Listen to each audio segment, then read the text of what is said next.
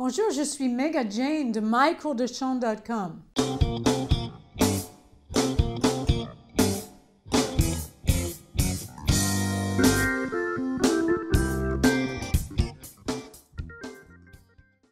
Aujourd'hui, on va parler des choses qu'on peut faire pour améliorer sa voix chantée.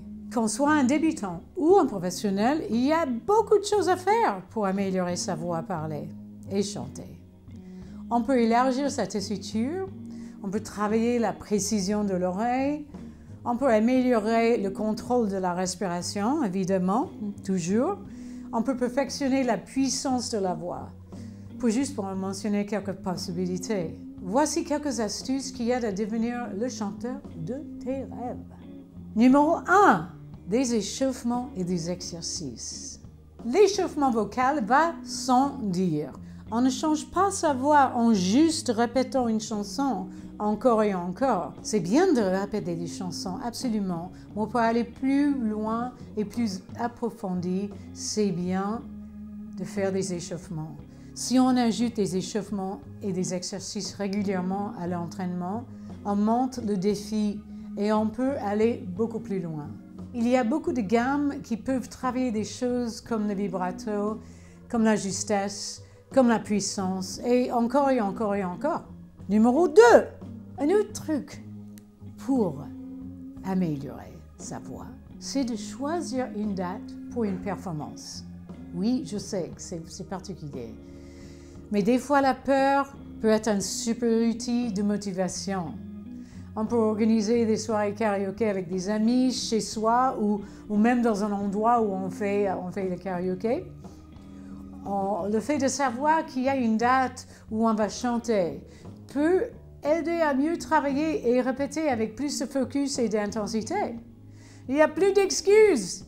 Il y a une date.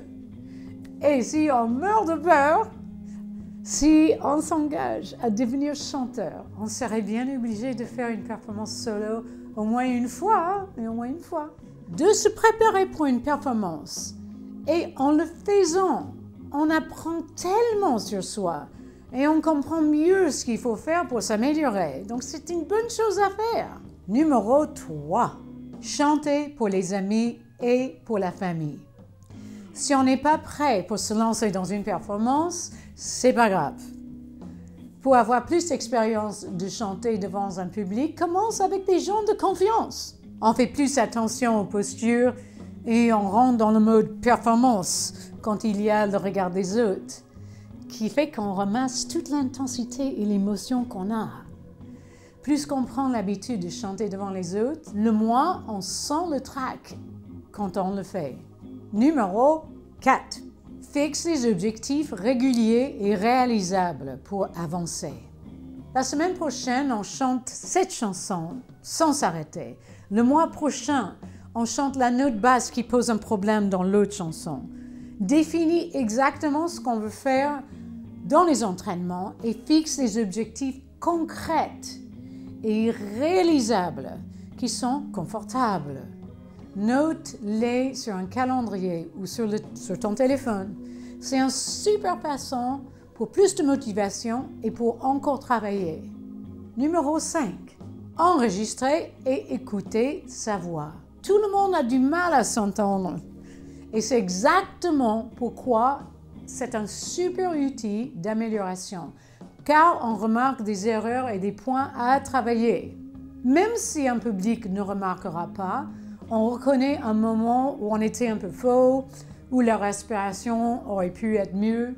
C'est peut-être un peu difficile, mais ces petits moments peuvent faire bien avancer. Numéro 6. Essaye des styles différents. Essayer des différents genres musicaux et styles alternatifs aide à développer énormément son capacité de chant et montre son propre épanouissement. Quand on écoute les autres et on essaie de chanter avec eux, on peut remarquer les différentes façons qu'on utilise nos muscles pour chanter quand on fait ces chansons. Quand on écoute les autres et on essaie de chanter avec eux, on peut remarquer les différentes façons qu'on utilise nos muscles pour chanter quand on fait ces chansons. Numéro 7. Apprendre la musique, lecture et théorie. C'est une option parce que cette compétence n'est pas directement liée au son de la voix, mais l'expérience musicale sera plus fluide, spécialement quand on peut apprendre plus rapidement un morceau et comprendre plus profondément un arrangement musical. C'est utile également si on a des problèmes de rythme. Et numéro 8. Chanter dans un choral. On diversifie le répertoire, on travaille l'harmonie, on apprend plein de choses des autres avec des autres. L'enjeu de performance est moins intensif. On apprend comment connecter avec d'autres musiciens et on fait des amis. C'est vraiment excellent comme expérience de chanter dans un choral. Toutes ces façons de mettre le chant dans sa vie de tous les jours sont les meilleures choses pour arriver à notre résultat. La voix de rêve. Merci d'avoir écouté cette vidéo.